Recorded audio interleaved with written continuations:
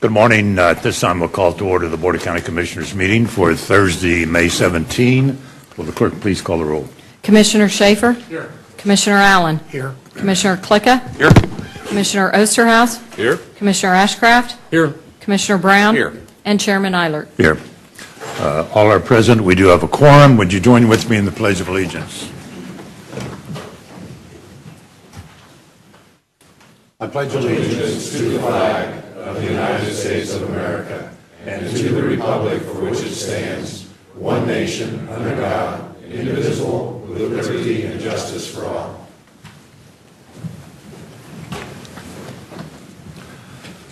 For those present, if you have a noise-making device, would ask that you turn it to silent mode or off so as not to interfere with our electronic communications. I do have one note pertaining to the first part of our agenda this morning. On the agenda is recognition of the MARC Public Safety Telecommunications Lifetime Achievement Awards. That will be presented next Thursday, May 24th. We do have a couple of other presentations we'll make at this time.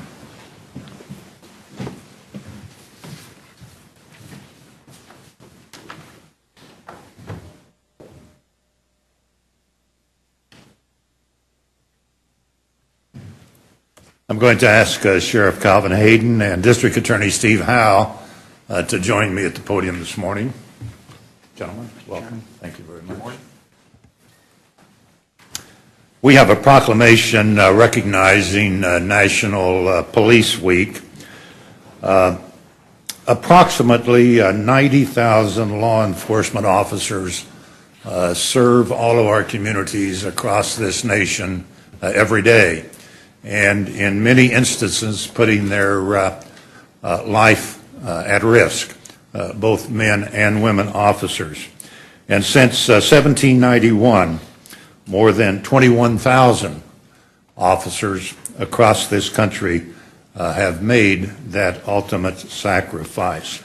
So we have a proclamation prepared supporting National Police Week and recognizing all of those in our public service and police operations, sheriff's departments across the country who serve us every day. And so I will present this proclamation to Sheriff Hayden and District Attorney Howe. And if there's any comments either of you gentlemen would like to make, why, please do so. Sure. Thank you, Mr. Chairman. We're blessed here in Johnson County to have community support from our commission, our brothers in fire and rescue, and EMTs. We thank you for your support. Our officers are highly trained. They're motivated to take care of our citizens. They truly believe in servant leadership and serving the people that we care for, and it's an honor to do so. Thank you for doing this, Mr. Chairman, and thank you for the board for your support.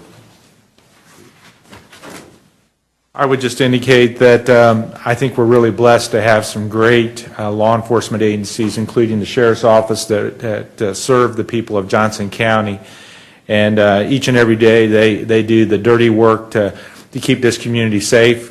It's a tough job, it's a thankless job, and one that is very important for law and order, and also to establish a safe environment for all of us to live. And they don't get a lot of thank yous for that, and sometimes they are the ones that have to do the dirty work to get the job done, to help us provide justice as part of our American system. So I want to publicly say thank you to all the law enforcement agencies and officers that work each and every day to keep this community safe. Well, gentlemen, thank you very much. And I should mention, I think it was May 13th, there was official ceremonies in Washington, D.C. at the Officers Memorial in regards to recognizing the service of our public safety officials across the country. So thank you very much for the good work you all.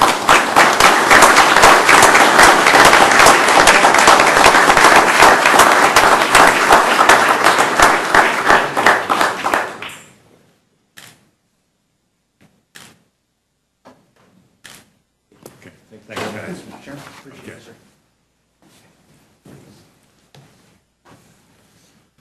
And next, I'd like to have Paul Davis join me at the podium. Another area of our emergency personnel, we have a proclamation this morning recognizing May 20 through 26 as Emergency Medical Services Week. Paul, why don't you stand up there? If you want to introduce any of these folks, you can do so. You know, we in Johnson County are fortunate to have a multifaceted level of emergency medical services. And on the front line are our MedAct folks who respond to those emergency medical calls.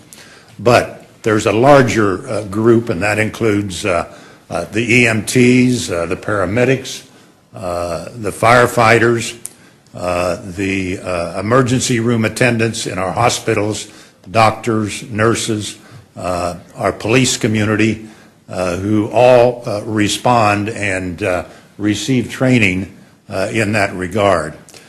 So Paul is the director of MedAct Services for Johnson County, and we have prepared a proclamation on behalf of the Board of County Commissioners recognizing the work that you do, that your MedAct folks do, as well as the other emergency responders across the county.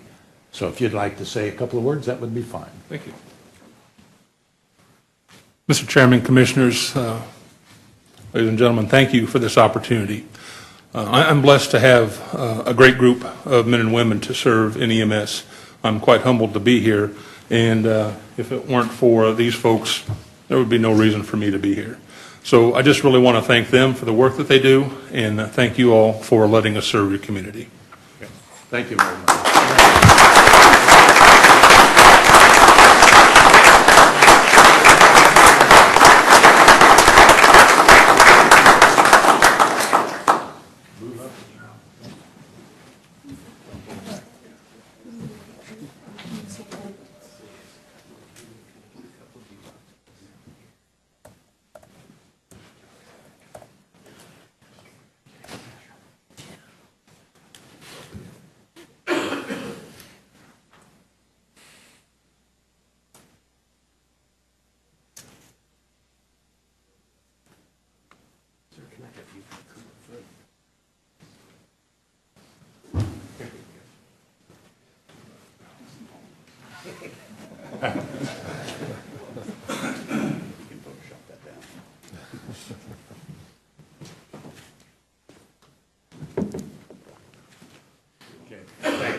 Thank you very much.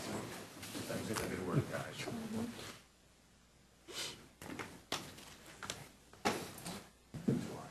Thanks for being here. Appreciate it. Thank you.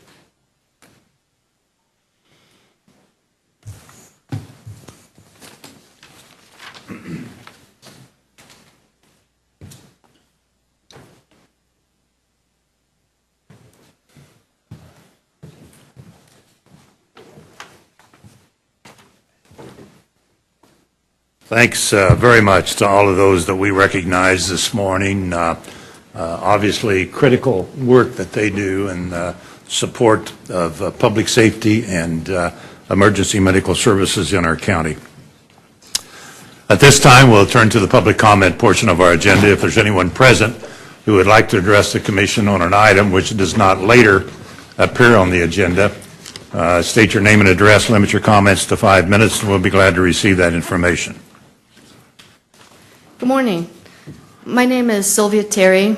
I am currently the president and CEO of Shawnee Community Services located at 11110 West 67th Street in Shawnee, Kansas. I have been working in the hunger relief human services field for 25 years in Johnson County. Shawnee Community Services is a recipient of the Feed the Need program. Today there are a number of events going on related to Feed the Need, and so I'm here today to talk to you for a moment about the Empty Plate Project that a group of us have gotten together based on the Food Policy Council that you all had the forward-thinking vision to start in 2016. That led to a group called the Hunger Summit, and a group of about 20 organizations have been meeting for a year, trying to come up with a way that we could collectively impact hunger relief in Johnson County. Hunger relief continues to be a need in Johnson County. We see it every day where I work at Shawnee Community Services. There's a variety of people coming in that just could be your friend or neighbor, you know. But for the grace of God go I. I say that every day because it just takes, we're all one away from being in the same situation. So whether that's a health issue, a major car repair, missing a paycheck, anything like that can cause us to be in need. So some of the kinds of people that we see, some of the reasons why we see this need, why we might have an empty plate that we need to fill, is because, for example, one of my volunteers is 60 years old. She works at a grocery store. Her husband's a bus driver. They took in his autistic brother, and then they took in their 2 grandchildren when the daughter ran away. So they're trying to make it on 2 minimum wage salaries, and on top of that, he has a cancer diagnosis and has been able to work. A similar situation with a 62-year-old woman whose daughter died unexpectedly, and she took in her 4 grandchildren. And of course, she's living on that kind of a small salary. How do you feed 4 children? Yes, they get school food, but they're still the rest of the time. So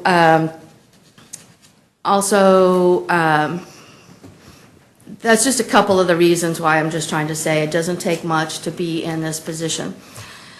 The Empty Plate Project is what we have chosen to highlight what's going on, bring to attention, and partner with Feed the Need and all the good things that you're doing. These are on display downstairs. They'll be there through tomorrow. Please take time to stop by and look at them. Renee Bryant and her volunteers have put a lot of time and effort into getting this together. And these are comments that are handwritten by actual persons who are recipients from the pantries in Johnson County. So this is an actual individual wrote, "My mother and I live on a fixed income. The Shawnee Community Center helps us to get by. Kevin, age 53, mother, age 77. And this is just typical of what it is, and this is just a visual aid so that people can understand the great work that Feed the Need supports. And for example, Shawnee Community Services, what we receive from Feed the Need supports us for 6 months in our pantry. And also, this will be a traveling display. We will have it at other Feed the Need events for people to have an opportunity to see it throughout the Feed the Need program.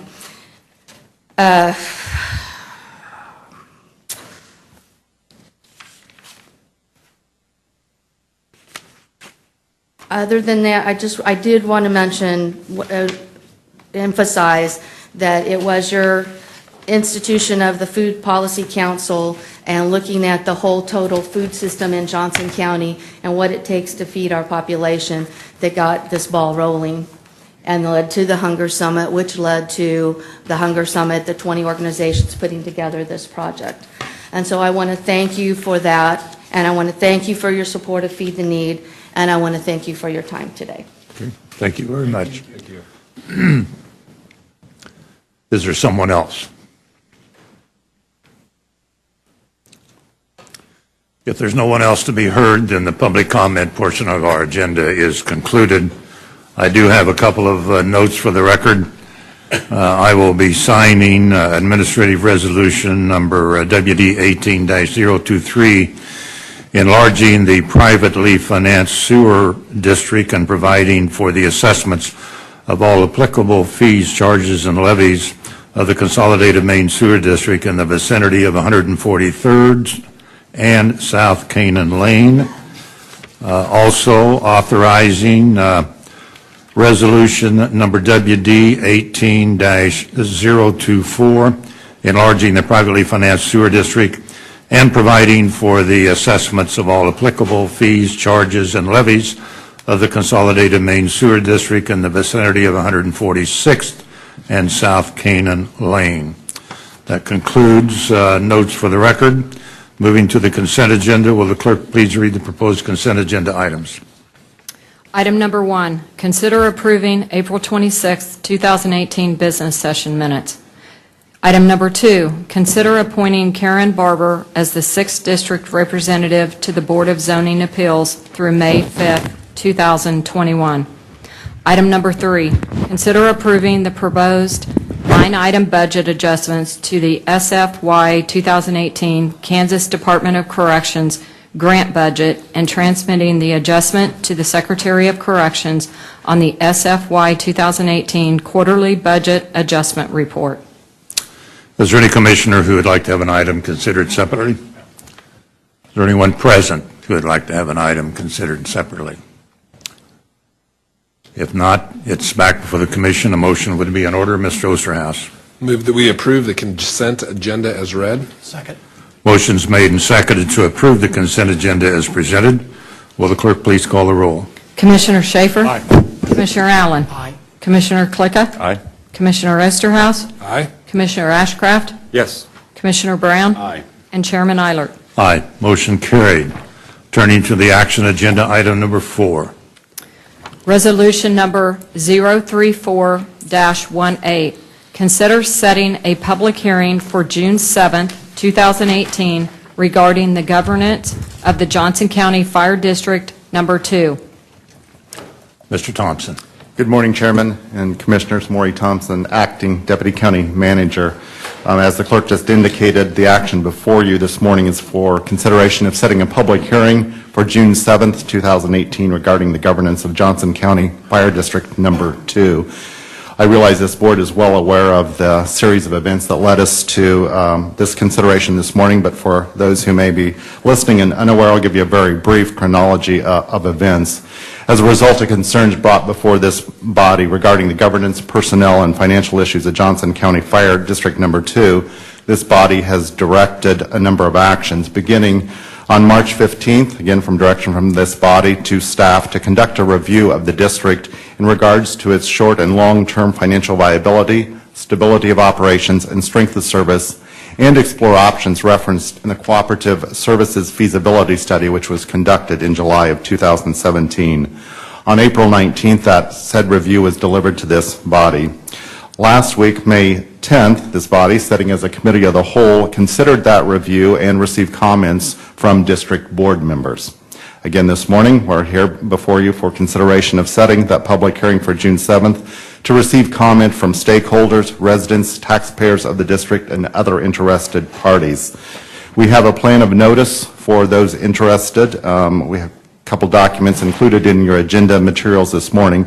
But again, for the board and public's notice, our plan of notice would include, of course, publication in the newspaper of record, but we also plan to publicize that notice in the 913 section of the Kansas City Star.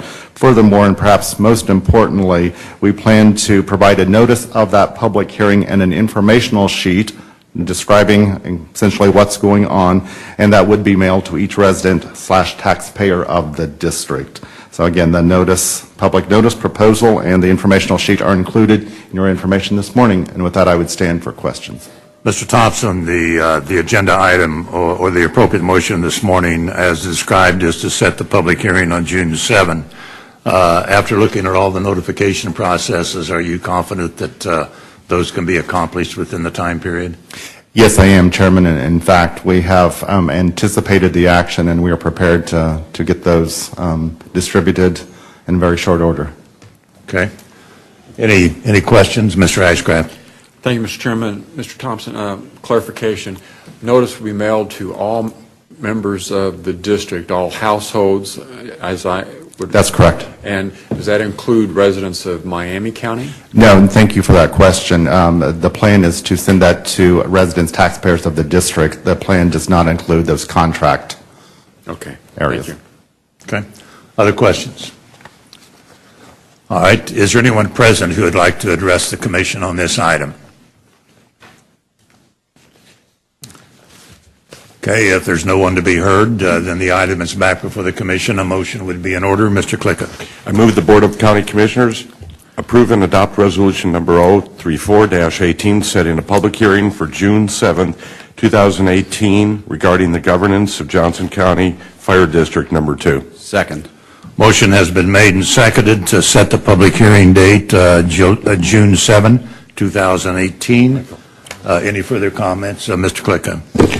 Mr. Chairman, I move to support this resolution because, number one, it is part of my district. Number two, it is an issue of growing concern that is appearing in the southeast part of our county here.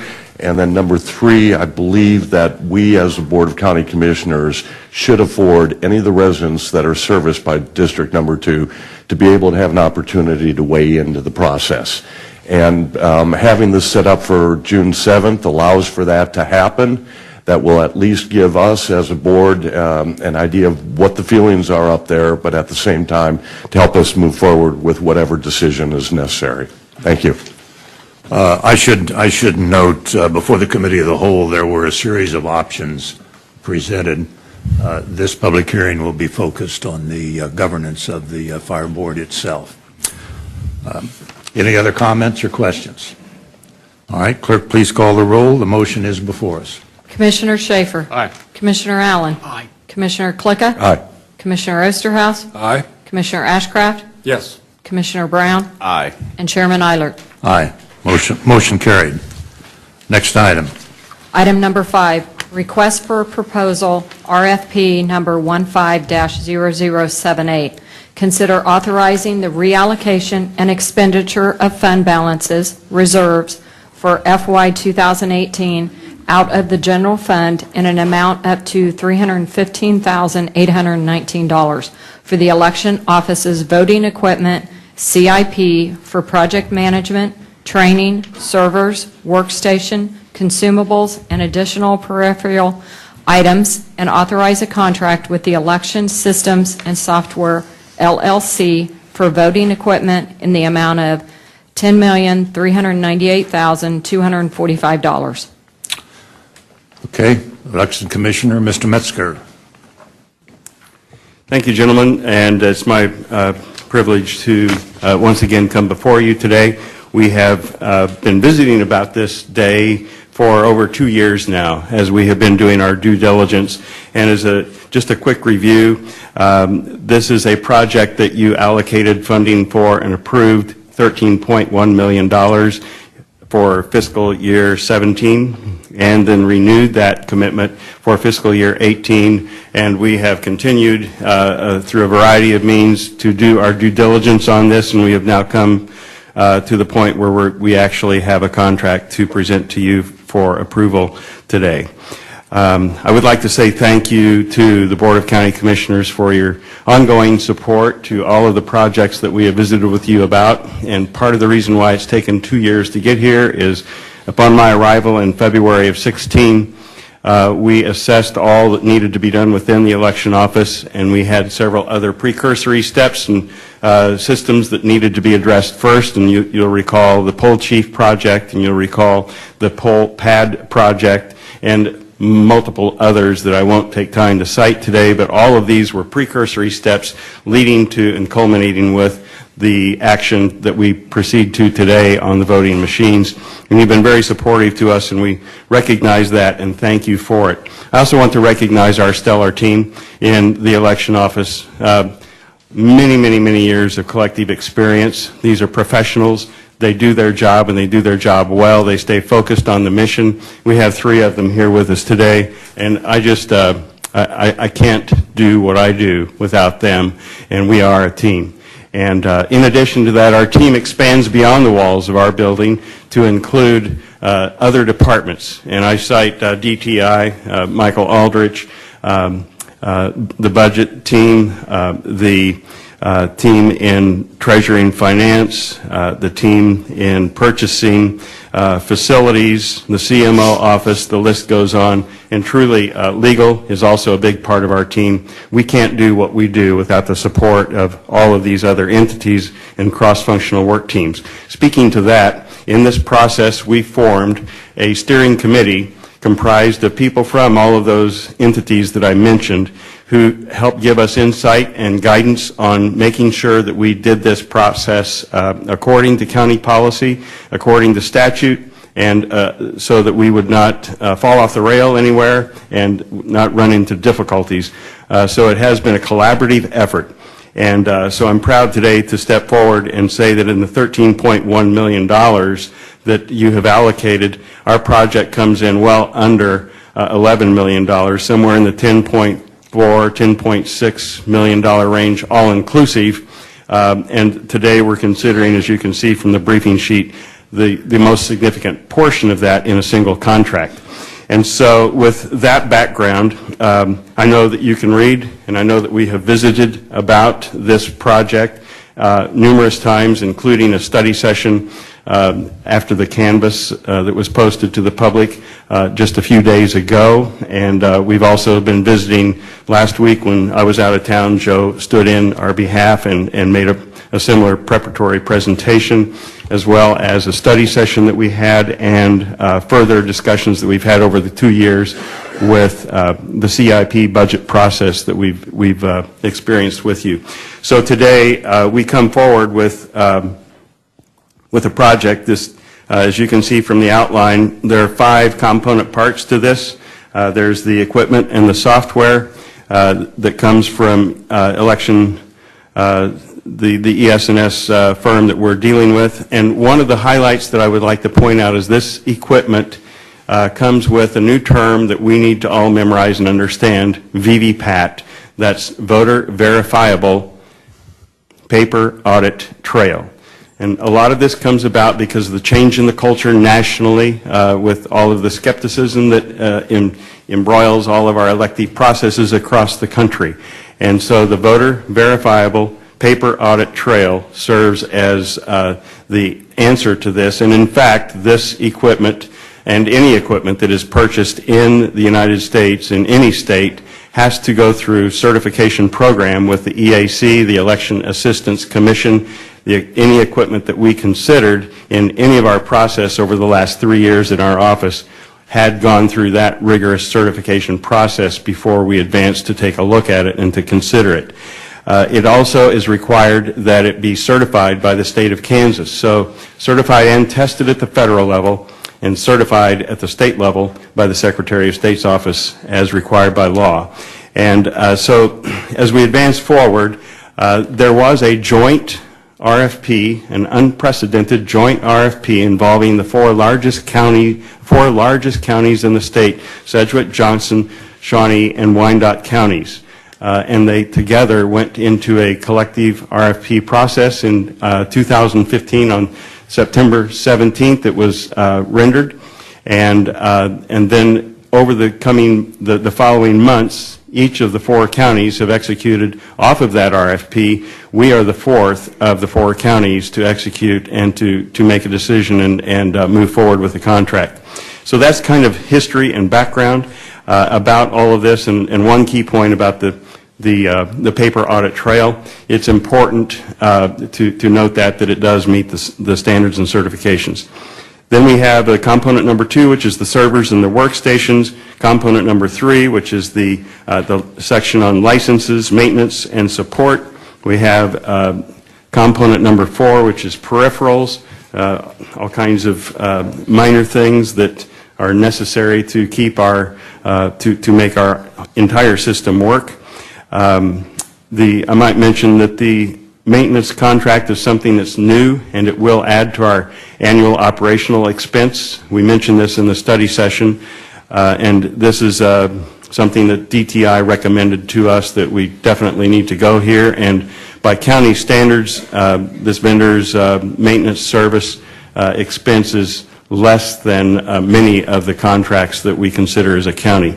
Component number 4 then is the peripherals, and then component number 5 are the consumables. And it might be of interest to note that as we are pressed forward to have paper ballots in our system, we will be spending about $100,000 of the $375,000 increase in our annual operational budget. About $100,000 of that is for the thermal paper that we will consume with the elections that we run each year. So I just simply point that out as a matter of fact so that everyone can understand where some of these increased expenses come from.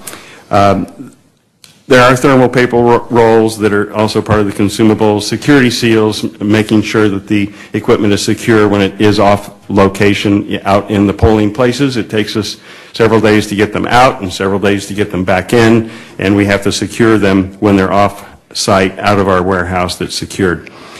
Then we have also a note that this entire contract process was reviewed by our legal department, beginning with consideration, is this RFP valid and worthy of, can it continue to be utilized? And yes, it can be, right down to the contract that we bring to you today. And the budget approval came through Scott Neufeld and his budget office. So I think that we have made presentations several times to you. That those are the highlights that I would present today. And we do have a motion to present, but I do believe that the Chief Counsel has some additional remarks that he might like to make before we move forward with other questions. Mr. Jarrett? There you are. I get to see things from this side today. Don Jarrett, Chief Counsel. Wanted to advise the board that on Tuesday the 15th, we did receive a letter from Atkins and Sons objecting to the contract and are proceeding using the RFP from 2015. We reviewed that letter and determined that it constituted a protest under our purchasing policies and procedures. Under those procedures, the purchasing manager is then required to evaluate the protest and to see whether there is merit.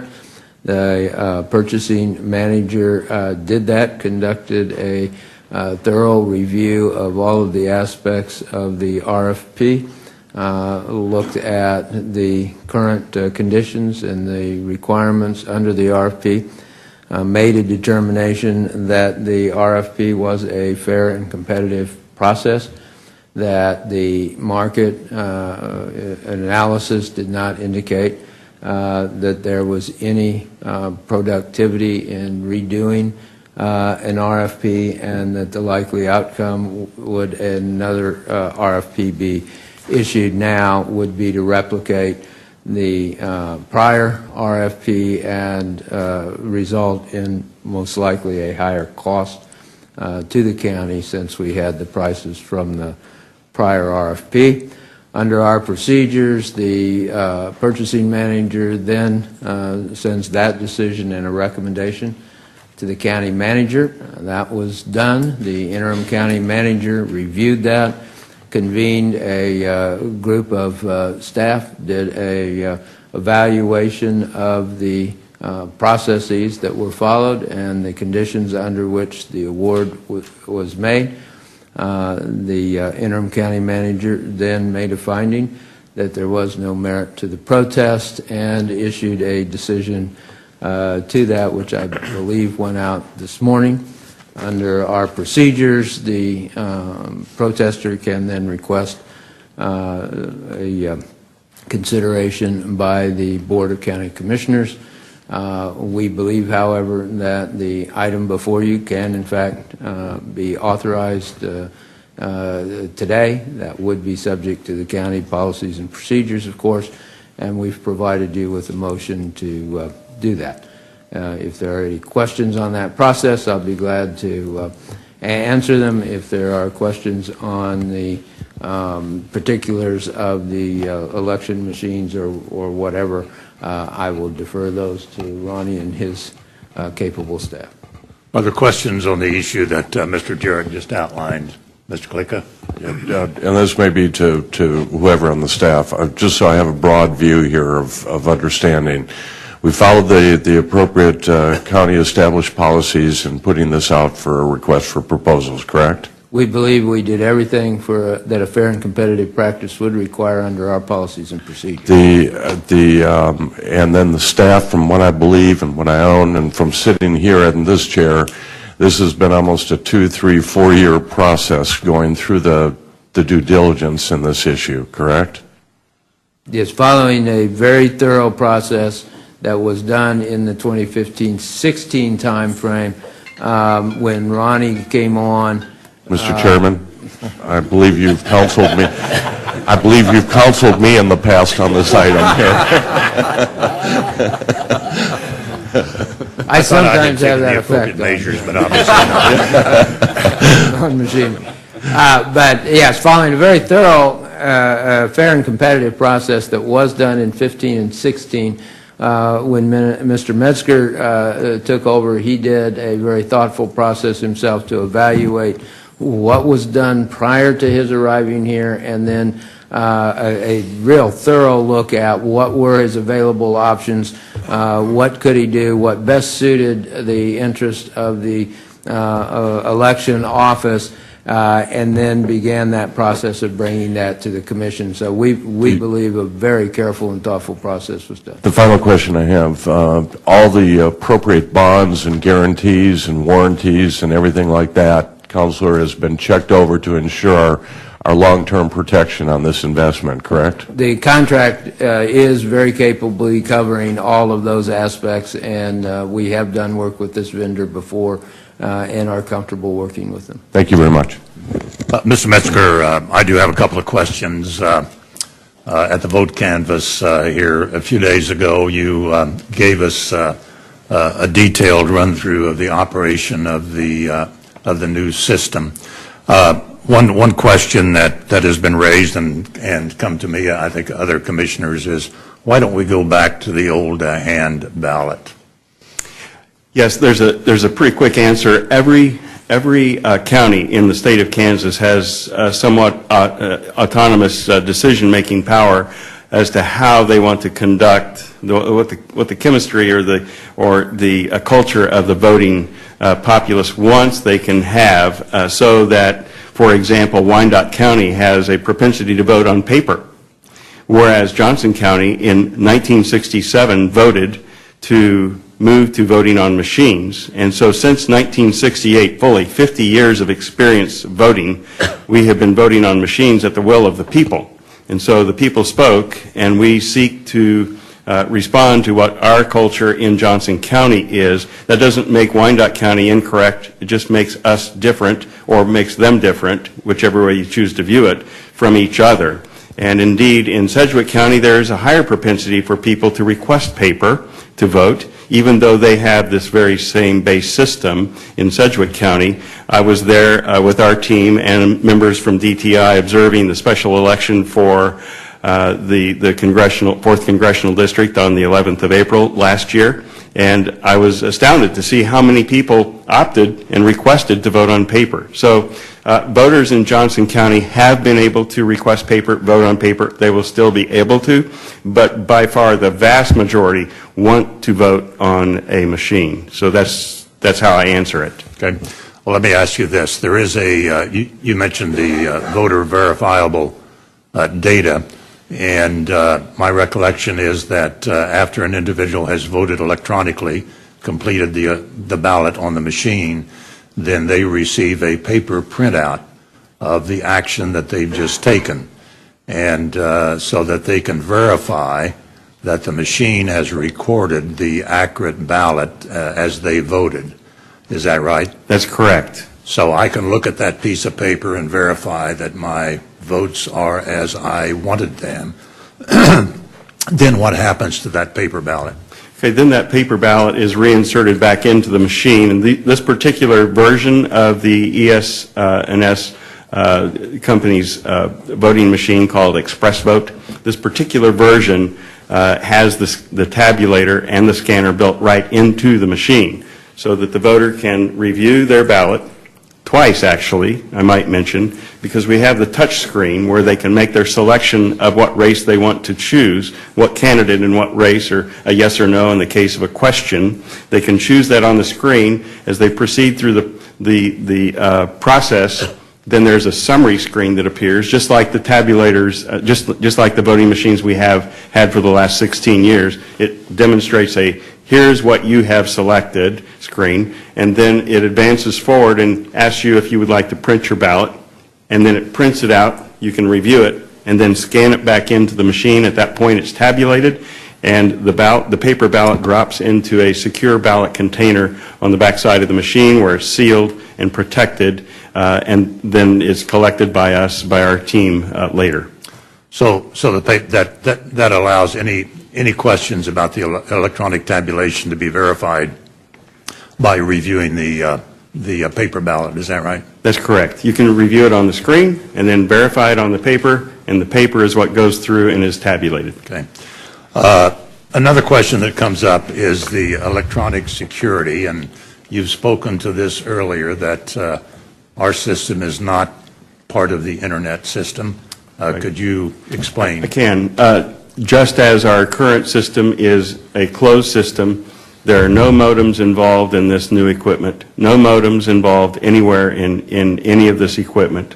There is no wireless capability, no Wi-Fi capability, no Bluetooth capability, or any other version of media transmittal that you can think of. There is a USB stick that goes in each machine, which would be similar in process of transmitting that data. It's carried physically from the polling location back to our office with a clear chain of custody in sealed envelopes, as we have for many, many years. That process will continue.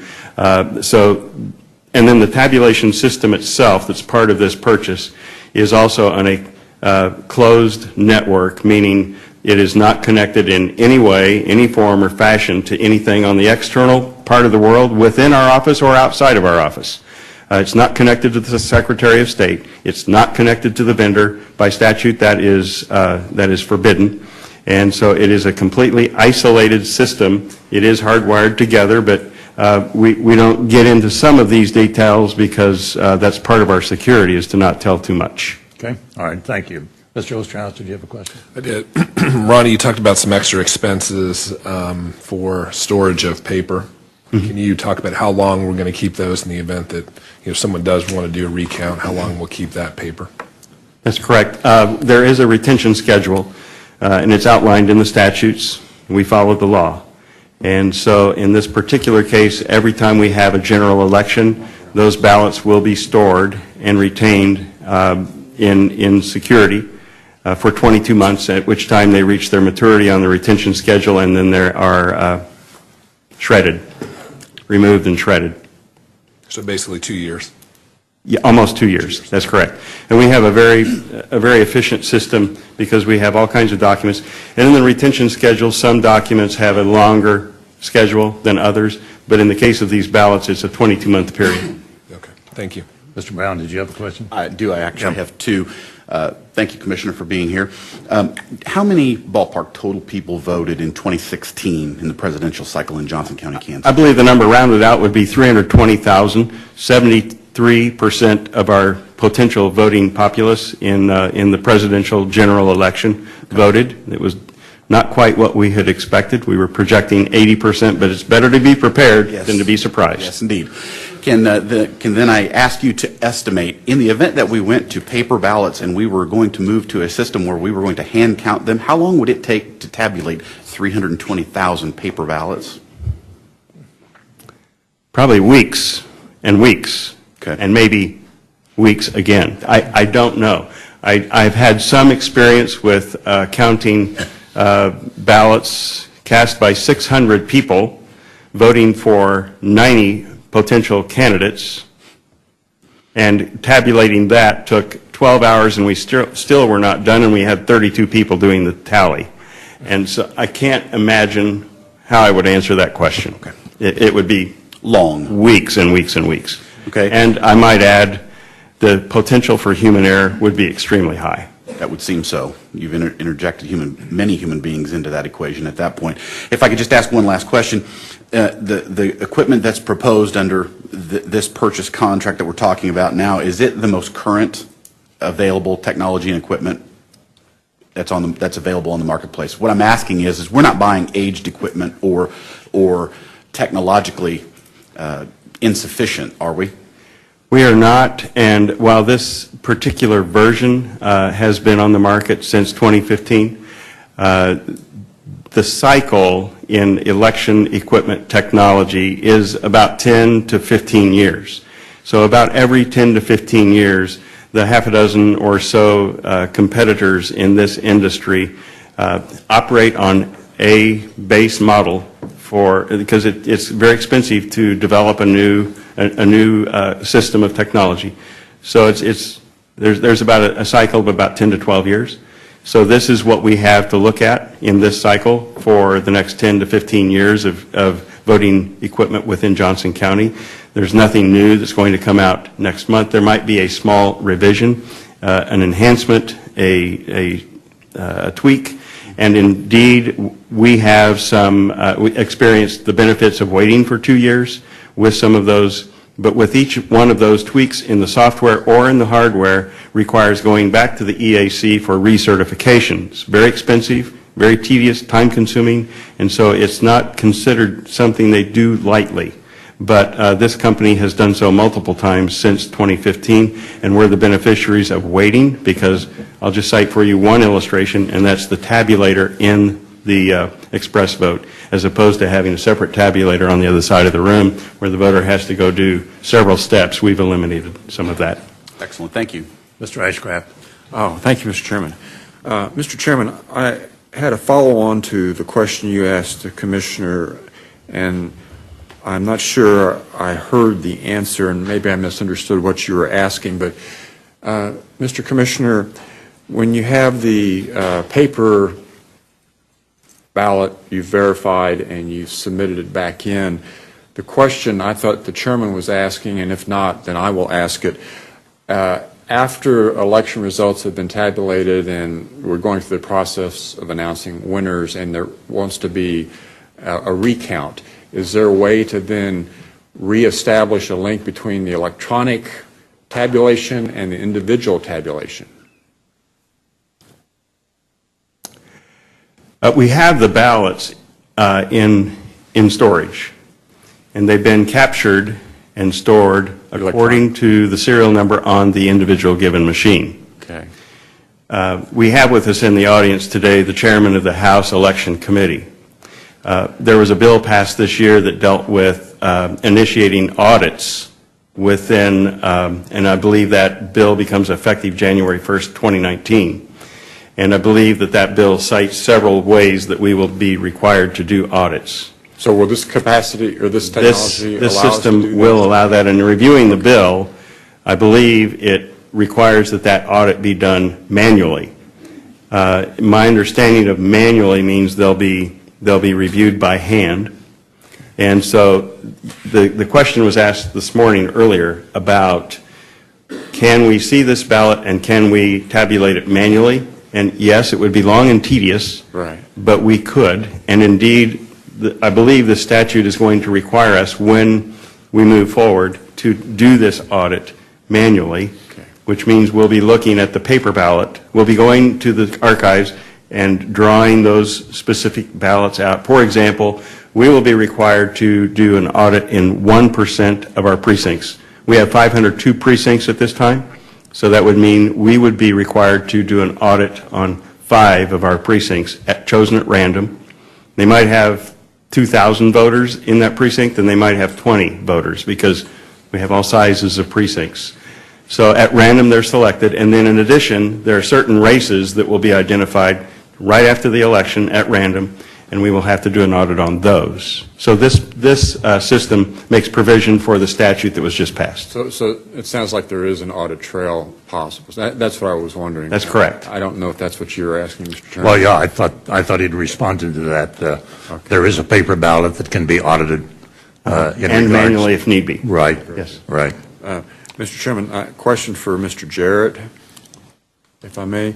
Mr. Jarrett, you indicated that after a review of the protest that it was found to not have any merit, and I was wondering what the basis of the protest was and why there was no merit. Are there specific points listed that were refuted or found to be inaccurate? Is there some documentation to that regard? Or? Yes. Essentially, the protest basically says that utilizing the prior RFP does not provide for a fair and competitive selection, and that the protester wants the opportunity to present their proposal to compete and have a fair opportunity. In reviewing, we determined that the protester at the time that the RFP was done had a full and fair opportunity to present, did in fact present, that the RFP proposal that was done thoroughly and carefully. The question that would be there is, it was done in 2015, not in 2018, so was there justification for re-looking at an RFP in 2018? We evaluated whether or not there was any significant indicators in the marketplace that would say a 2018 RFP would provide a better or different result. We looked carefully at whether or not we believed that there would have been a change in the technology or the machines or what would be provided that would justify or warrant doing a new RFP in 2018. The conclusion that our purchasing people reached was that there was no warranted justification for redoing in 2018, that if we redid in 2018, the most likely result would be a replication of the selection process done in 2015, that is the ranking of those who had presented proposals, and that we would most likely result in a higher cost because we would not have the ability to utilize the 2015 pricing that was provided with that RFP. So based on those two things, it was determined that there was no merit to saying it wasn't a fair and competitive process and that a new opportunity ought to be presented now. Fair enough. Thank you, sir. Mr. Allen. Mr. Mesker, I'm going to do a follow-up on the ballot. I had a couple of emails questioning that the ballot does print out who I voted for, but it generates a barcode, and the barcode is actually what's read to scan how the vote was. And there was a question about, well, there could be a problem. I may have voted for a person. How am I 100% sure that that barcode is being transmitted on who I actually voted for?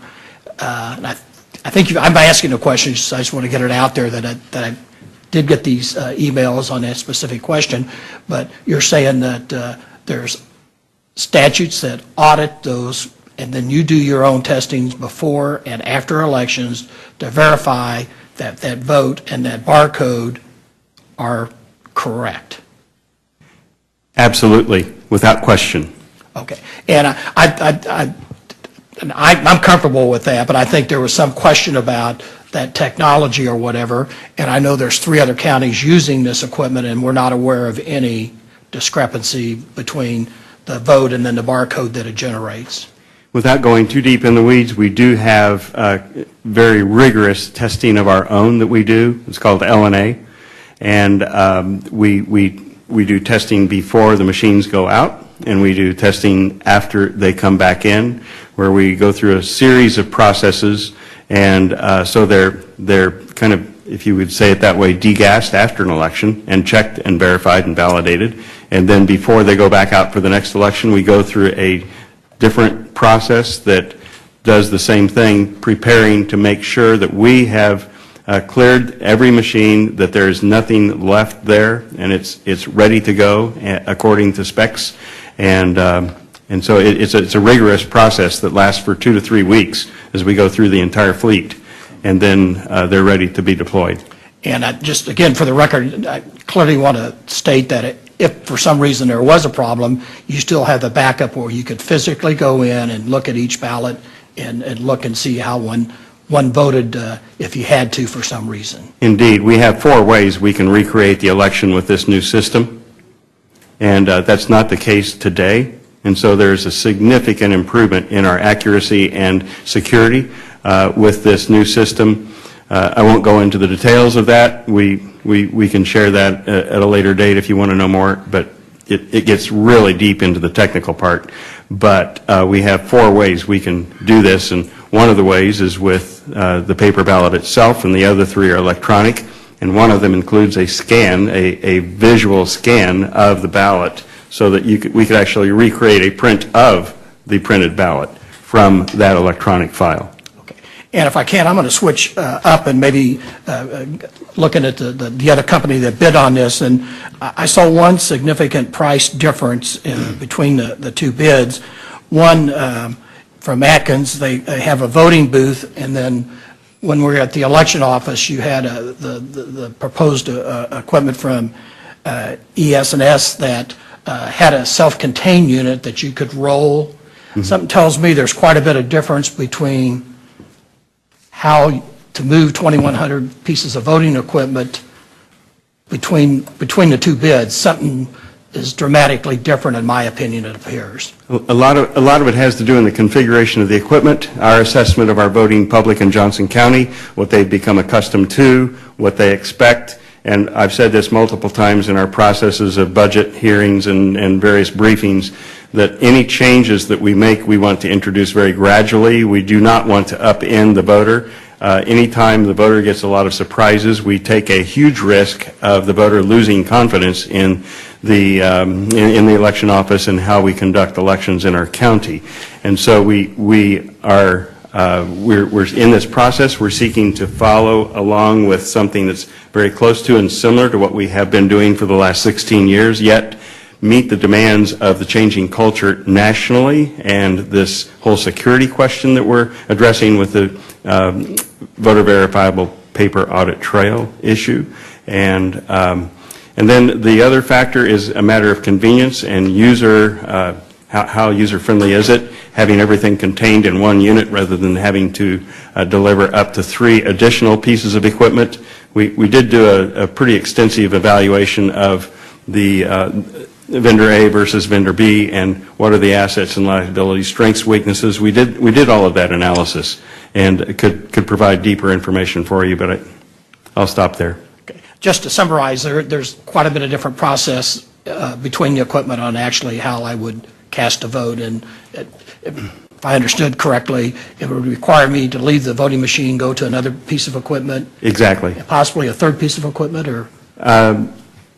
Yes, but if you start talking about encoders and getting the voter card ready to go, we've eliminated that with this voting equipment allows our poll pad to excel and go to another level of performance. We're eliminating the encoder that we currently have, so we're actually eliminating one step of the process. And the poll pad, for example, does not interface with the Atkins product that was presented to us. It's basically keeps us at the level where we are now with the engagement of the poll pad and the voting machine itself. Okay, thank you. Mr. Ashcraft, did you have another question? Yes, Mr. Chairman. I appreciate Mr. Allen raising the issue. We received correspondence from another firm, the Atkins firm, and Mr. Metzger is aware of that. Mm-hmm. And one of the things included in the letter was a cost comparison, and I was looking at the cost comparison presented in the letter, and it suggested that there might be as much as a $5 million difference with their product versus the product that's being recommended.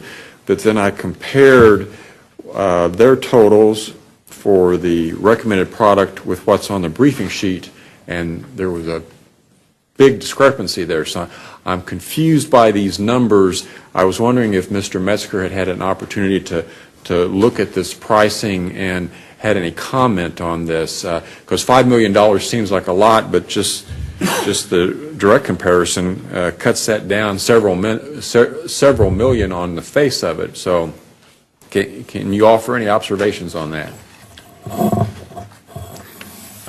Yes, I actually didn't prepare to speak on this particular topic, and I don't have that letter, but if my memory serves me correctly, it was like $4.5 million, and looking at some of the analytics,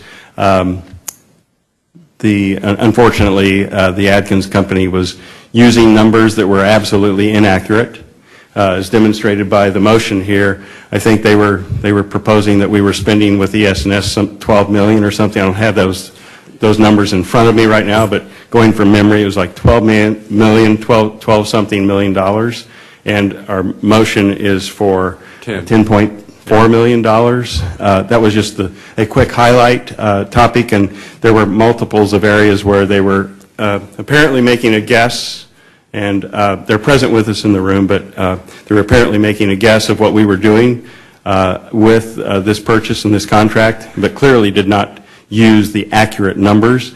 And so that's a startling number when you say 4.5 million and you had expanded it to 5 million. It's getting bigger.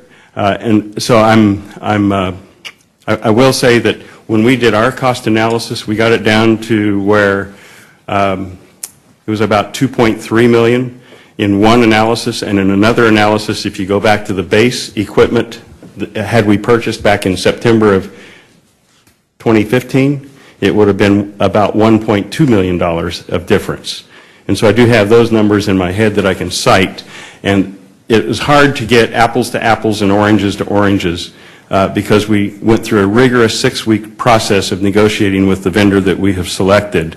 And as we were comparing what does their system provide and how many units of this or that do we need to fit our needs, the prices were getting adjusted as we negotiated.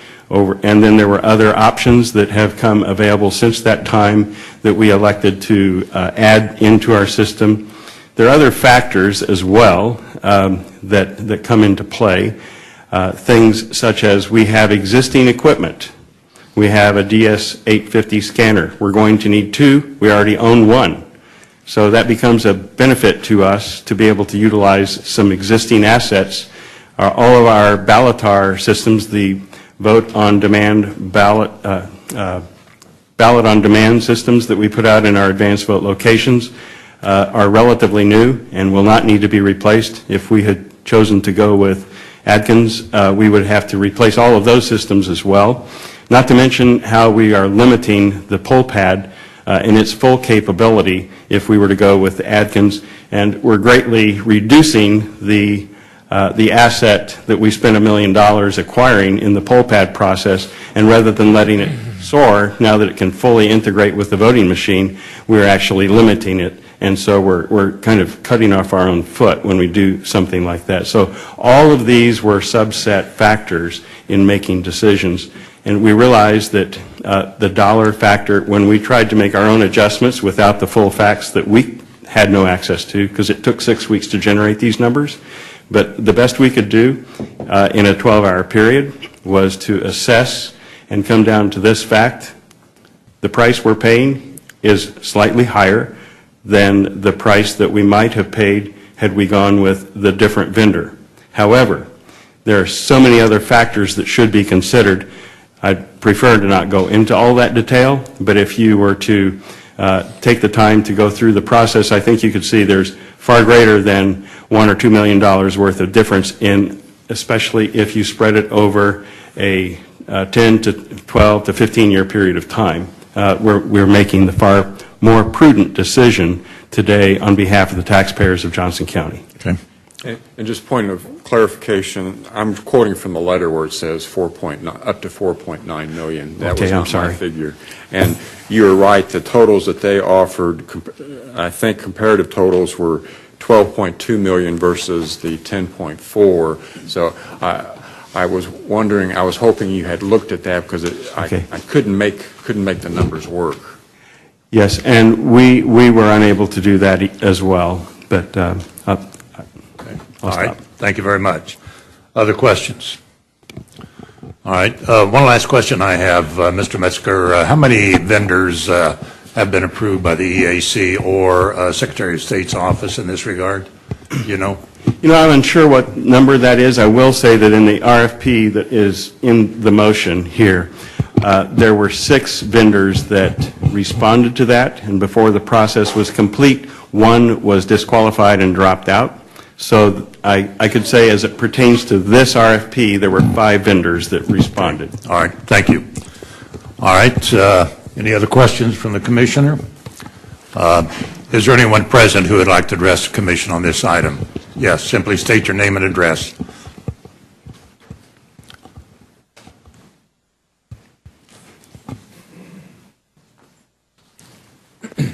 Thank you, Mr. Chairman. My name is Brad Bryant, and I appreciate the opportunity to address the board. My address is 412 Aquarius Street in Silver Lake, Kansas. That's right outside Topeka. I represent 5 individuals in the 2 companies that have been mentioned here that submitted the letter earlier this week.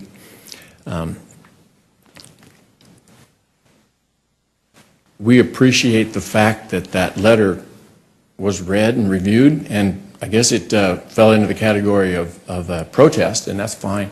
So it was reviewed, and our positions and ideas were reviewed, and we appreciate that because that was part of the intent of the letter. I wanted to just say a few things about our team of individuals that produced the letter.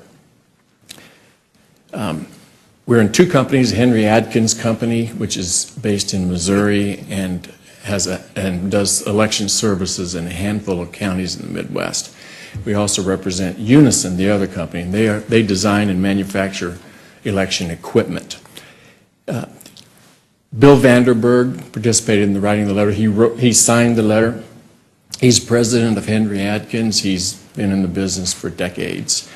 A man named Barry Heron, who works with Unison, has been in the business many decades. He also actually sold and installed the current election equipment used in Johnson County. That was when previous election commissioner Connie Schmidt was in office. Paul Griego of Unison has been in the business 35 years. Mr. Griego is here with me today. I've been in this business only a little over 3 years, so I'm the newest one. I previously, though, worked in the Secretary of State's office, so I've been in the election administration business many years. I was there nearly 28 years, and most of those years as the state election director. Now, why do I give you those short bios? For 2 reasons. One, we're not an upstart just trying to crack the market. We've been around a long time. Everybody has a lot of experience in elections. The second reason is even with all the years of experience that our team has, we don't have any experience issuing letters like that. Protesting counties' procedures really is what we're questioning. This is the first for us. However, we've all been through the RFP process many times. I, with the least experience on the private sector side of elections, have participated in a number of RFPs at the state level. And I think that one of the points in our letter is that all of our experience with RFPs, we haven't ever participated in a process quite like this. We think that the RFP process is designed to elicit the latest and greatest equipment or services from any interested vendor, and possibly more important, the best pricing. And we wonder if the county is getting the best deal it can get if it purchases off of a 3-year-old RFP. And I think it's been said that we participated in that RFP. It was a good competitive process. We were one of the top 2 finishers, and we ultimately finished second in Sedgwick County. But it appears that the analysis of that 3-year-old RFP now is leading to the conclusion that Johnson County must do the same as Sedgwick County instead of making an individual decision. We wonder if that will produce the best equipment and the best pricing.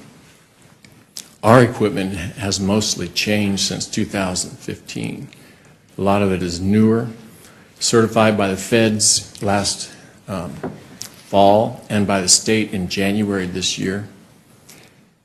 And we've had 2 price reductions since 2015. If we had been led to believe, at least we gleaned from previous conversations with the county that there would be an opportunity to show our latest and greatest through a demonstration process. And now it seems things are moving rather quickly, and we're not going to have that opportunity. So the bottom line of our letter really is we just kind of wanted the opportunity to compete like we did in Sedgwick. We recently did in Douglas County next door. They did their own RFP, and it was a very simple and short one. 5 vendors, as far as I know, 5 vendors responded. We were successful there, but I'm not saying it was a good process because we were successful. It was a good process because everybody brought in their latest stuff, their new equipment, and their best pricing.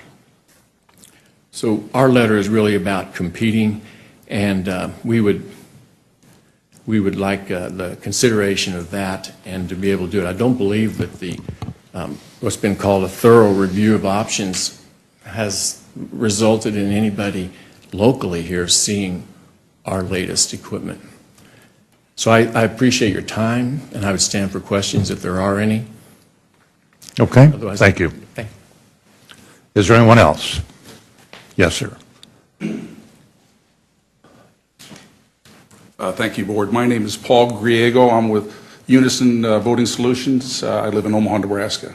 And I work entirely with the Atkins team in the 5 states that they presently do business, which is Kansas, Iowa, Missouri, Tennessee, and Georgia. And they're a company that's been in business for 75 years in the election business. I only want to take a few minutes of your time.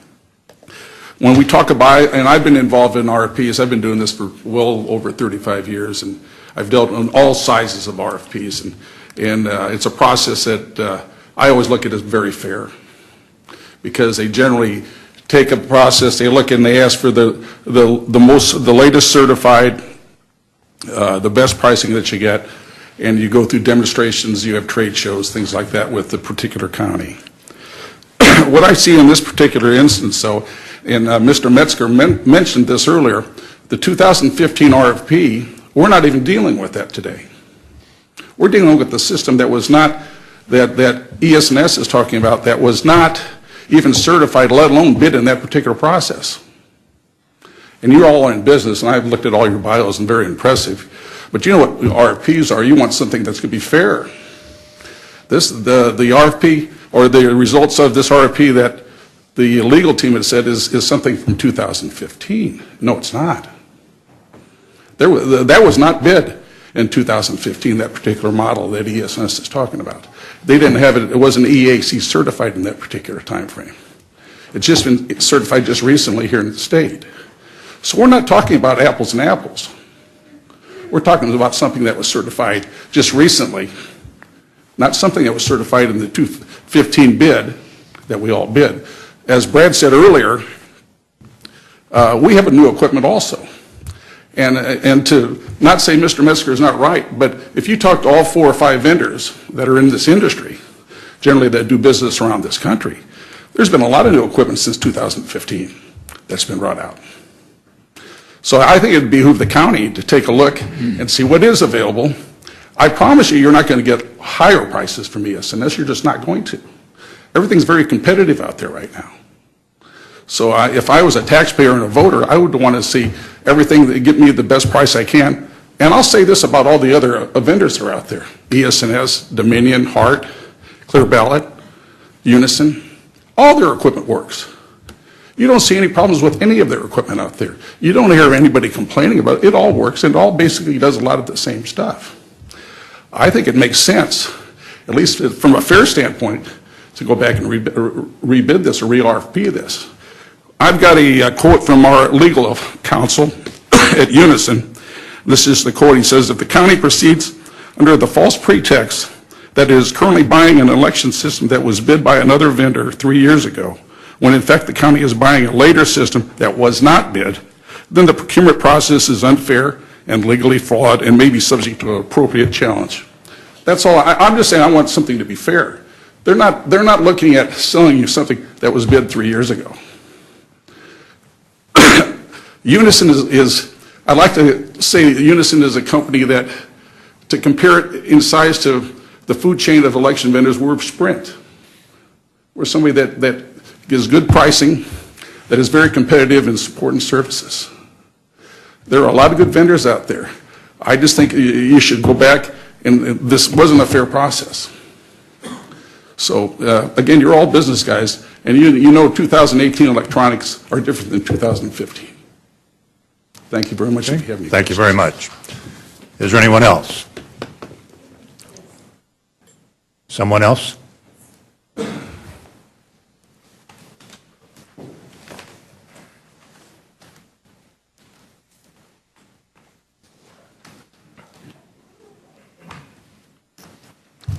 Hi, I'm Susan Warren.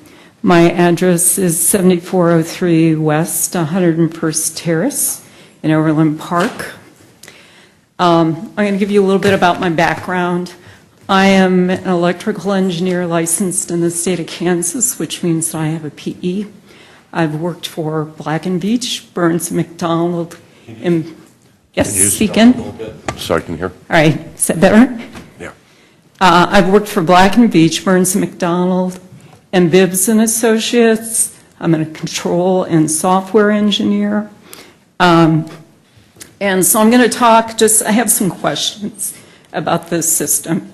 I'm also going to start with, I do not know these gentlemen. I've never worked with them. I've never known them before. But based in my experience as a project manager at Black & Veatch and Burns & Mac, you don't do bids that are 3 years out. And everybody knows that electronics rapidly changes. And if I had a contract coming in from a public utility, I would have to redo a bid if the equipment's changed. So to begin with, Express Vote is one of the brands of voting machines that was hacked at DEF CON in less than 5 minutes. Different brand, different model number, but the complaints about this were that it was easily opened with a screwdriver to remove and replace electronic media. It has ports, USB ports, that are unprotected. It had obsolete operating systems that do not validate input or software updates, which allows someone to inject changes. Hackers were allowed to change the information in the data at DEF CON that contained the the election information. Parts in the voting equipment were found to be sourced in foreign countries, which adds additional security sources or concerns. Other issues with Express Vote is it takes longer than a paper ballot does to use, and it restricts the flow because you are limited to the number of machines that you have in a location, so you get more backup. The voting requires 2 electronic devices, although they're saying they've now incorporated those, but both of those devices count the votes. And both of these devices can be hacked or failed. Now, I understand they're saying that there is no excess modem, but they are saying that they are externally accessing the ports with thumb drives. And anybody who's used a thumb drive knows that you can contaminate the machine when you start putting things on them. Both the voting machine and scanning devices get updates via the computers, and those computers are connected to the internet. And so again, you introduce the risk of contamination on the voting machine. Barcodes are used for validation or recounts. They did say that they checked those, but I know as an engineer, software engineer, that there are procedures that you go through, and I'm not clear based on what he said that they are at the verification process that they are using to verify that the scan and the name show up correctly, both within the machine and on the print. Voters, as it was stated before, don't know how to read barcodes. That's going to be an issue. So they are not going to be able to verify that the barcode and the name that they have voted match. There's studies out that show that recounts do not use paper from voting machines. So that is an issue that also needs to be addressed. Barcodes give hackers an additional opportunity to hack voting machines in ways that are not traceable. So that adds another level of issues to the quality of the data that's coming out of the machine. And that's it. Any questions? I'm not an expert on this, but these are the concerns I have. Thank you very much. Is there anyone else? All right, if there's no one else to be heard, this item is back before the commission for consideration. Mr. Allen?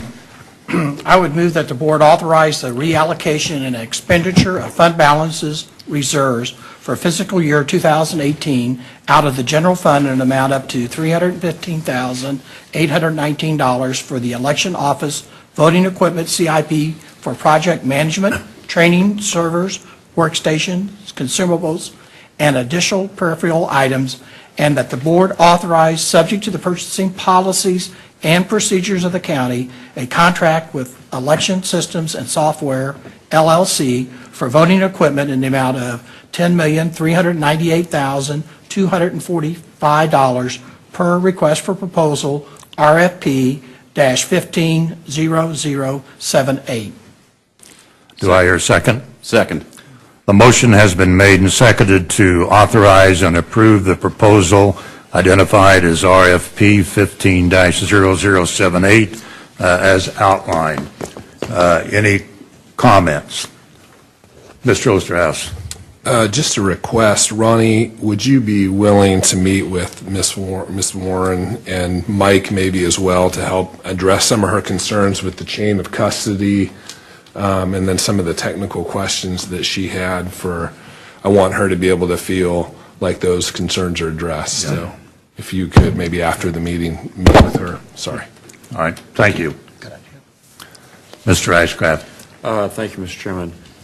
Mr. Chairman, there were a couple of issues raised. One regarding the fairness of the process for the selection of this vendor. And this is, I think, Mr. Metzger touched upon it, but having been here during that period, it's been an elaborate and involved process, in part relying upon the Secretary of State and the expectations placed upon not just us, but I'm guessing every county in the state. And those expectations included performance expectations and thus, in some sense, limiting the number of vendors or systems that could participate. And Mr. Metzger, and I would extend that, Mr. Chairman, to include his predecessor also, although I can't remember specifically, was being attentive to the market and what was coming on the market to make sure that we had the most vibrant options available. So I'm not particularly sensitive to the fairness issue because I believe it was fair, even though I think it's correct. Technically, the original RFP was or is, 3 years old now, or 2 years old. So I'm trying to weigh and balance that. The technical component of the timeliness at some level would be disturbing, but given the circumstances for the selection, that really, it doesn't bother me. So I'm comfortable with that, and I think, as Mr. Metzger will say, we always hope for the best product, and whatever we end up with, we will work with it. The other component, though, that I'd like Mr. Metzger to elaborate on just a little bit more is the costing and the life cycle components, because this will be a 10-year investment for us or longer, and if that, how that was weighed and considered in his recommendation for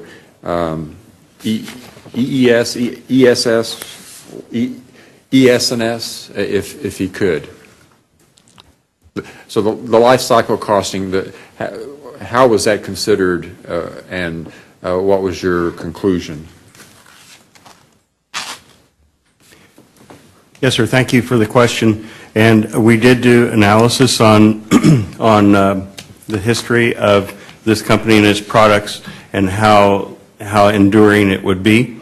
When we purchased the existing fleet of machines, we asked them how long they would last, and they said, well, we don't know. You're the first ones to buy them, so you tell us. And through the years now, 16 years, we've continued to ask them, how long will these last? Well, you tell us. You deployed them first, and if they're still working, they're still working. We don't know how to say anything beyond what experience is.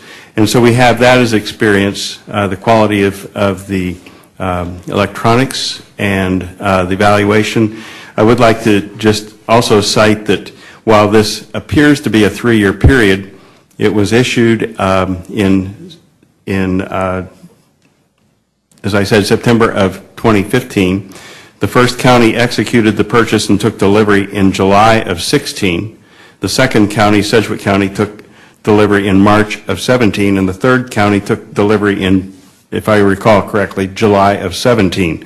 And so we have a rather compressed time period that these 4 major counties in the state of Kansas have executed the purchase in a brief window. It makes it sound like 2015 was 3 years ago, but the actual purchasing and execution has happened in a relatively compressed period of time. Okay. All right. Thank you.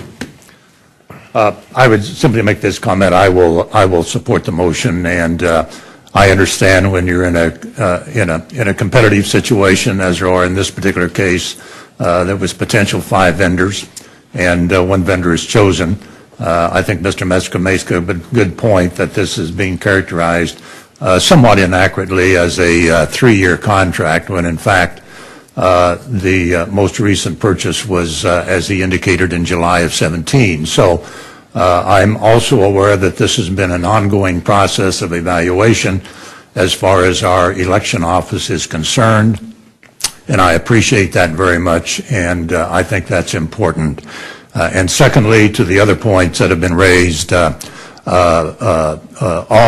appropriate county officers have reviewed the information contained in the letter and have opined that the complaint has been adequately answered, and that all actions taken by the election office and this board in approving this resolution would be appropriate. Mr. Ashcraft. Thank you, Mr. Chairman. Mr. Chairman, I'm going to support this motion, but I do have reservations. The costing component, and this has been a historical concern on a number of items that come before us, is something that weighs on me. I have no doubt that this product, but any product, or most any of these products that the Secretary of State certified would work. But the costing elements I'm struggling with, and I'm not struggling with the fact that this may cost more, because there are intrinsic issues, and I think Mr. Metzger is correct on that, but how much more and what are the offsets? And that analysis is not as strong as I would have hoped for. But having said that, I will be supportive. Okay, thank you. Any other comments? All right, there being none, clerk, please call the roll. The motion is before us. Commissioner Schaefer. Aye. Commissioner Allen. Aye. Commissioner Klicka. Aye. Commissioner Osterhaus. Aye. Commissioner Ashcraft. Yes. Commissioner Brown. Aye. And Chairman Eilert. Aye. Motion carried. Next item, companion item. Item number 6, resolution number 029-18. Consider adopting, authorizing, and providing for the purchase, lease, or rent and use of an electronic or electromechanical voting system for Johnson County, Kansas, and authorizing the issuance of general obligation bonds of Johnson County, Kansas to finance the costs in an amount not to exceed $10,501,654 plus cost of issuance. Okay. Good morning, Nate Bloom, Budget Office. This item is just requesting authorization to issue debt to purchase the voting machines and related equipment. They're usually 10-year bonds for technology, so we have it budgeted that way in the proposed 2019 budget. Okay, questions? For questions. Again, anyone present want to speak to this item? No one to be heard. Is back before the commission. A motion would be in order. Mr. Osterhaus. Move to approve and adopt resolution number 029-18, authorizing and providing for the purchase, lease, or rent and use of an electronic or electromechanical voting system for Johnson County, Kansas, and authorizing the issuance of general obligation bonds of Johnson County, Kansas to finance the cost in an amount not to exceed $10,501,654 plus cost of issuance. Second.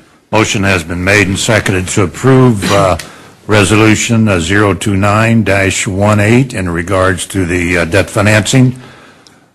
Any further questions or comments? Being none, clerk call the roll. Commissioner Schaefer. Aye. Commissioner Allen. Aye. Commissioner Klicka.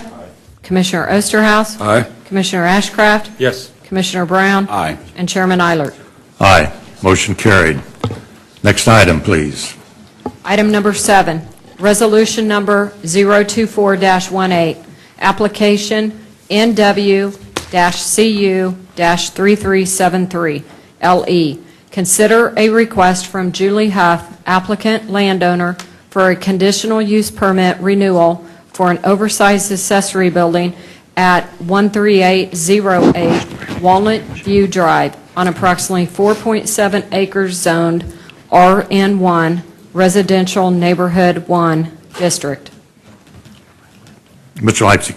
Good morning, Mr. Chairman, members of the board. Jay Leipzig, Planning Development Codes. This item before you is presented by the Northwest Consolidated Zoning Board and approved by that body on April 16th, 2018. Staff is recommending approval of this renewal. It was originally approved in 2008 as a 10-year conditional use permit. Staff is recommending a 20-year approval for the conditional use permit and the zoning board as well. Okay, this comes with staff and zoning board approval, is that right? Yes, that is correct. Any questions? Is the applicant present? Any comments they would like to make? All right. Anyone else who would like to address the commission on this item? There being no one to be heard, a motion is in order. Mr. Brown? Thank you, Chairman. I move to adopt resolution number 024-18, approving a conditional use permit renewal for an oversized accessory building at 13808 Walnut View Drive for the reasons and subject to the stipulations set forth within the resolution. Motion's made and seconded to approve the resolution and the application in regard to the conditional use permit as noted. Any further comments? There being none, clerk, please call the roll. Commissioner Schaefer. Aye. Commissioner Allen. Aye. Commissioner Klicka. Aye. Commissioner Osterhaus. Aye. Commissioner Ashcraft. Yes. Commissioner Brown. Aye. And Chairman Eilert. Aye. Motion carried. Next item. Item number 8, resolution number 025-18, and application number NW-CU-3375 OL. Consider a request from Dan Forster, applicant landowner, for a conditional use permit renewal for an oversized accessory building located at 25055 West 128th Street on approximately 7 acres zoned PRU 1A, Planned Residential Urban Single Family 1A District. Mr. Leipzig. Morning, Mr. Chair, members of the board. Jay Leipzig, Planning. This item presented the applicant Dan Forster located off 128th Street. This was presented for the Northwest Zoning Board on April the 16th. The Zoning Board recommended approval of this item. Staff is also recommending approval. This is similar to the previous item that was originally approved in 2008. Staff is comfortable with a recommendation of a 20-year term. The Zoning Board is also supportive of that as well. Okay. Questions? Is the applicant present? Any comments you'd like to make? Okay, so noted. Anyone else who would like to address the commission on this item? No one to be heard. Mr. Brown, you have a motion. I do. Thank you, Chairman. I move to adopt resolution number 025-18, approving a conditional use permit renewal for an oversized accessory building located at 25055 West 128th Street for the reasons and subject to the stipulations set forth within the resolution. Second. Motion's made and seconded to approve the resolution 025-18 and the accompanying application in regards to the conditional use permit as recommended. Clerk, please call the roll. Commissioner Schaefer. Aye. Commissioner Allen. Aye. Commissioner Klicka. Aye. Commissioner Osterhaus. Aye. Commissioner Ashcraft. Yes. Commissioner Brown. Aye. And Chairman Eilert. Aye. Motion carried. Next item. Item number 9, application number NW-PPFP-3381LE. Consider a request from Dana Dean, applicant, landowner, for preliminary and final plat approval for 3 residential lots on approximately 69 acres to be known as Dean Farms on property zoned RUR Rural District located at 10865 Kill Creek Road, Johnson County, Kansas. Plat authorization numbers 05-17-18A and B. Jay? Good morning, Mr. Chairman, members of the board. Jay Leipzig, Planning Development Codes. This item off of Kill Creek Road was presented by the Dean family, Dana Dean as the applicant. It was presented for the Northwest Consolidated Zoning Board on April 16th. I wanted to point out when this item was presented, staff recommended denial because it is not consistent with our existing subdivision regulations. As I stated last week, part of the work that is underway with our Planning Development Codes subcommittee of the Planning Commission is looking at those issues to try to reconcile some of those deficiencies in our subdivision regulations to make it more compatible. I'll just go through a couple of those items on this plat. This is a 3-lot subdivision.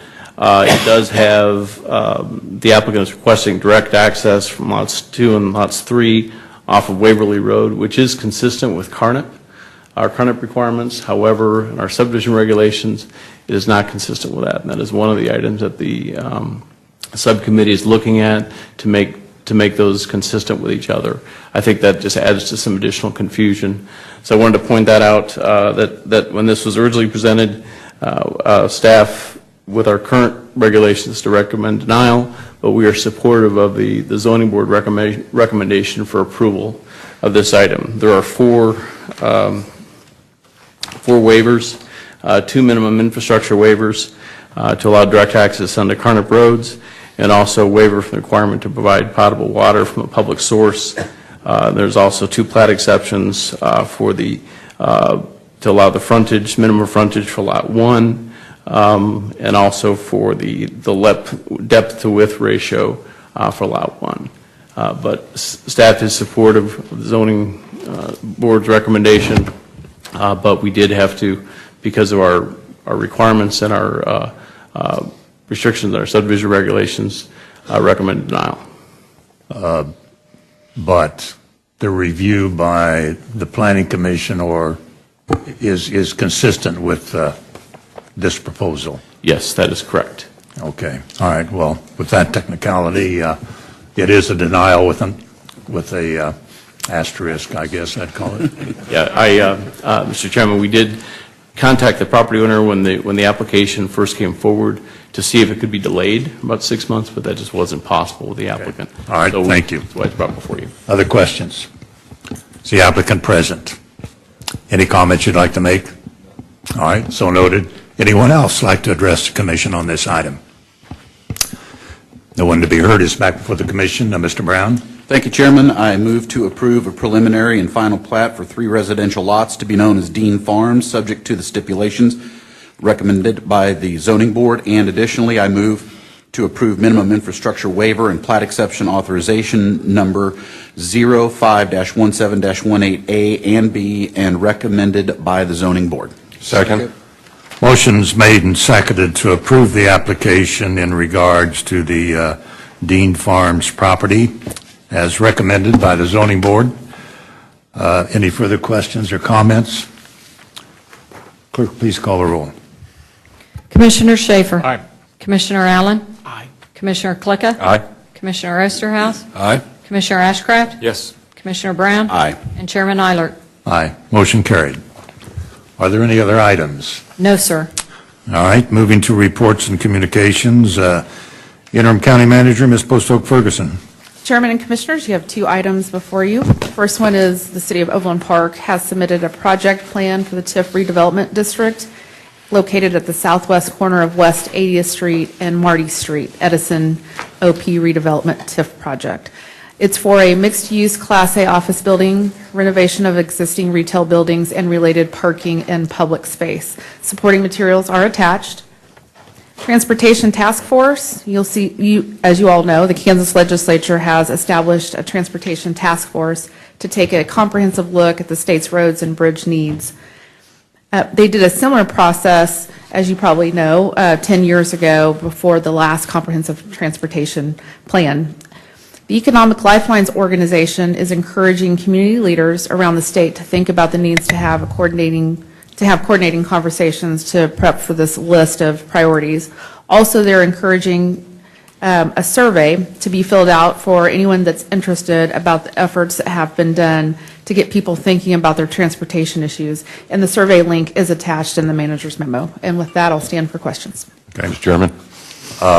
Let me indicate this. I think Mr. Allen should be noted to whomever makes those decisions as a Board of County Commissioners representative to that task force, as he also serves on the MARC Total Transportation Committee. So whatever formal communication needs to be made, I would hope that could be done. Mr. Clayton. Mr. Chairman, I'd like to offer also some interest in that, too. I think in a growing area, especially as we're moving out to the south and so forth, and concerns with a future bypass and so forth, I'd like to at least be somewhat connected with that.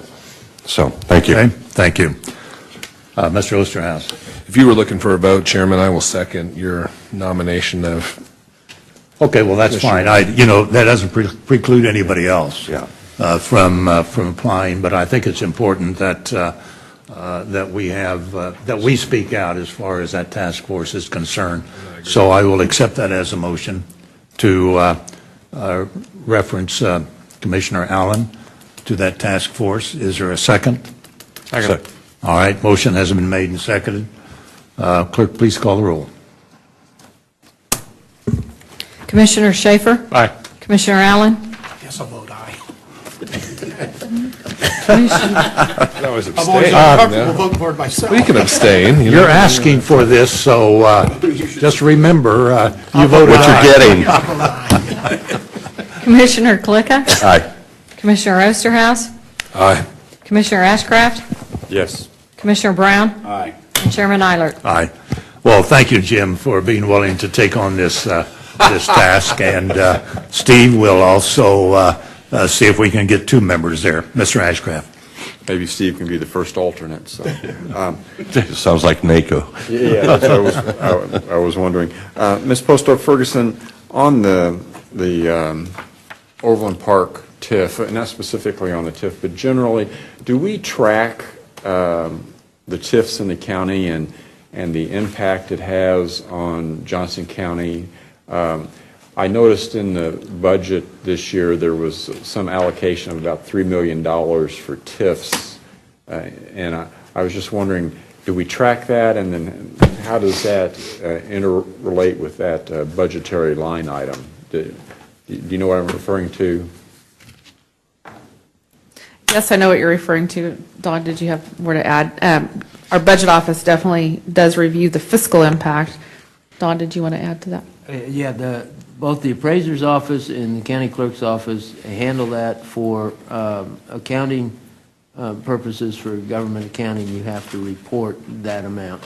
So we have to record it for our financial statement. Okay. Well, so there is a list somewhere. I would be interested, just for personal information, of what's on the list, how that works. I can't tell you that there is a list, but there is a way to generate a list, because we do keep a data set that does all of the TIFs in the county. Because I've noticed over the years it's been creeping up, and that makes sense because the number of TIFs, we've added more than we've dropped off, or not disqualified, but have satiated their requirements. So if that would be possible, please. Okay. Any other comments, Ms. Ferguson? Nothing further, thank you. Moving to commission comments, Mr. Brown. Thank you, Chairman. Just re-highlighting what we talked about this morning with being Law Enforcement Week, and thank you to everyone in blue and to EMS and fire also for the services and the dedication that they provide to all of us in this county and for our collective safety. And then a point of personal note, I have a stepson, Roan, who will be graduating from Olathe Northwest on Sunday. He attended his last day of high school yesterday. He was still sleeping when I left this morning. I suspect he's sleeping even now. So we're proud of him and proud that he's graduated. He's going on to Arkansas. Thank you. Congratulations. Mr. Osterhaus. Arkansas. Just, I guess, a personal point, and, Lee, we give our condolences to you on the passing of Ed, and he's a longtime observer of the county for the League of Women Voters and a longtime volunteer for our library system. We were really distressed to hear of his passing, so our condolences and thoughts are with you. Great job to our staff yesterday, especially Tim DeWeese and company and Maury for being our MC at the Stepping Up event yesterday. Very well attended and a great recognition for the county as one of 7 counties that were originally chosen and took those steps to help with the mental health issues in our community. So thank you for our staff for that. Mr. Allen. I would just second my condolences, and I know it's very tough, and appreciate your consistency and your late husband's consistency. Thank you. No, I would say on a personal note, I was at the gym many times when the Rose were also there, and there is an Emporia connection also, which I appreciated very much. So thank you, and for the interest that he demonstrated and the activities he engaged in supporting community activities. Mr. Ashcraft. Mr. Chairman, you said it well. I would just add on, those are tough points. Okay. Mr. Clickham. I would also concur, and I appreciate the comments, sir. Secondly, as I noted, or as you may be aware, I will not be here this afternoon for the budget meeting, and I was advised that one of the commissioners did suggest that should help the meeting go a little faster. Well, I'm pleased. I do appreciate your welcome to that absence, and but I am very much aware of what's going on with budget, and have passed my comments on to staff. Okay. Thank you, Mr. Schaefer. Condolences as well, and also I had a chance to two nights ago, Tuesday evening, I attended the 2018 GED graduation, sponsored by Johnson County Community College. Over 80 graduates were there. Greg Musil gave the report to us all and indicated to us that some of the students that were there had been in the process of obtaining their GED over a 4-year period. So these kids were very excited, and adults were excited to be able to get this equivalent high school degree. So it was a great ceremony, and thanks for the Junior College for putting that together. Okay, thank you. Just a couple of items. We do have Feed the Need activities this afternoon around noontime out in the courtyard, so many of us will be attending that event. And then we have the Committee of the Whole beginning at 1 p.m. today. Again, further discussions on departmental budgets. So there is no need for an executive session. With that, our regular business agenda is concluded. We are adjourned, and we'll come back in a few minutes for agenda review for next week. Thank you all very much. Thank you. Thank you, Mr. Chair. I'm leaving for lunch myself, so see you later.